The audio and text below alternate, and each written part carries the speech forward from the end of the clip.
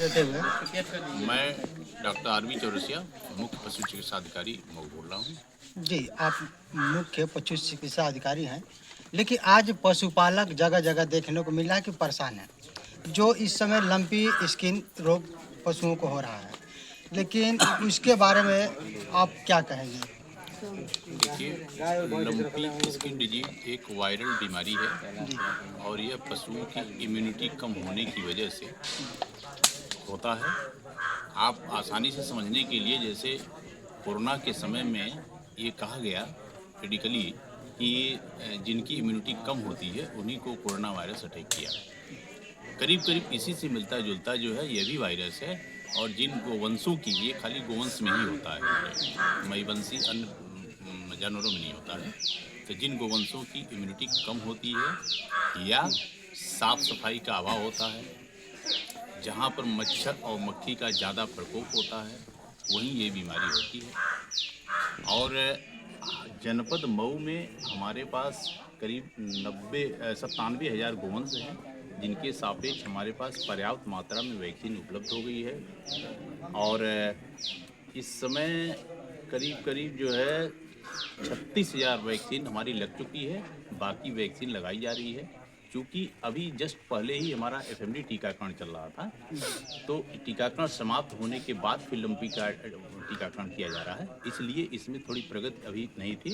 लेकिन अब पूरे स्टाफ हमारे युद्ध स्तर पर लगे हुए हैं और शीघ्र ही इसको अधिकतम 10 से 15 दिन में पूरे जनपद में सारे जी, गोवंशों अभी को टीकाकरण आपने कहा कि एक वायरस बीमारी है, लेकिन वो कौन सा वायरस है और उससे क्या मतलब पहले से सावधानी रखे पशुपालक? इसमें पशुपालक के लिए ये जो है सुझाव है कि अपने पशु को जहाँ रखते हैं वहाँ साफ सफाई हो। साफ सफाई का आशय वहाँ पर कोई कूड़ा करकट न हो, जहाँ पर हमारे जो है ये मक्खी और मच्छर पनपते हैं, अंडे देते हैं और बड़ी संख्या में फैलते हैं। दूसरा चीज, यथासंभव उसको ऐसा व्यवस्था बना दें, मच्छरदानी का प्रयोग कर दें, ताकि जो है जो गोवंश हमारे स्वस्थ हैं उनको बाहर का मच्छर न काटने पाए, या कोई गोवंश की जिसको लंपी हो गया है तो उसको भी मच्छरदानी में रख दिया जाए, ताकि उसको कोई मच्छर काट करके दूसरे स्वस्थ जानवर पर न काटने पाए, क्योंकि सबसे ज्यादा इसी वजह से जो है फैलता है। जी, इस समय जो सितंबर का महीना चल रहा है, इस महीने में कौन कौन से रोग होते हैं पशुओं को ज़्यादातर के, जिससे पशुपालक और लक्षणों के बारे में कुछ बताएं?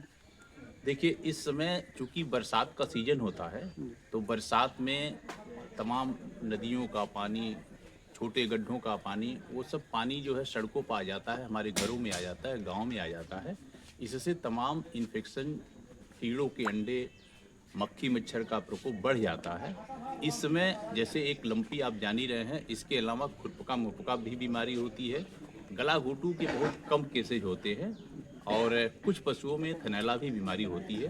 क्योंकि जो है जानवर हमारे जब दुहाई हो जाती है, तो अगर वो आधे घंटे के अंदर जानवर बैठ जाता है, तो उसमें मिट्टी में जो कीटाणु होते हैं, बैक्टीरिया वायरस होते हैं, वो उन थनों में प्रवेश कर जाते हैं, जिससे थनैला बीमारी होती है। सर, अगर वायरस बीमारी जो लंपी स्किन रोग है हो जाता है, तो उसके बाद पशुपालक क्या करें? देखिए, जिनको लंपी पड़ती है, ये बीमारी ऐसा कोई नहीं कि जिसमें मृत्यु होती है। बहुत रेयर कंडीशन में किसी गोवंश की मृत्यु होती है।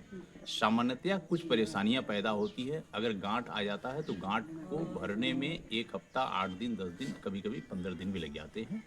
तो उसमें साफ सफाई और नीम के पत्ते का सेवन करें। अगर इसका इलाज अगर थोड़ा सा प्रयास करें पशुपालक, तो इसके इलाज में 1 रुपये का भी कोई खर्च नहीं है। जो हमारे पास संसाधन है, जैसे फिटकरी है, नीम की पत्ती है, इसको उबाल करके दिया जाए और उसको पीने के लिए पत्तियों को दिया जाए, खाने के लिए गोवंश को, तो बहुत तेजी से इसकी रिकवरी होती है। ये एक फैट आ रहा है उसमें जो।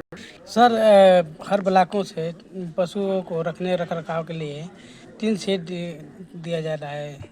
देखिए, पशु शेड जो है एक योजना है जो विकासखंड स्तर से विकास वीडियो के निर्देशन में अलॉट किया जाता है, दिया जाता है। हमारे विभाग से डायरेक्ट इसका कोई संपर्क नहीं है। हाँ, हम लोग सूचना कभी कभी मांगते हैं कि भाई पशु शेड कितना दिया गया। पशु शेड देने में एक जरूर है कि पशु शेड उन्हीं को दिया जाए जिनके पास कम से कम 2 पशु हो, दुधारू पशु। जी ठीक है।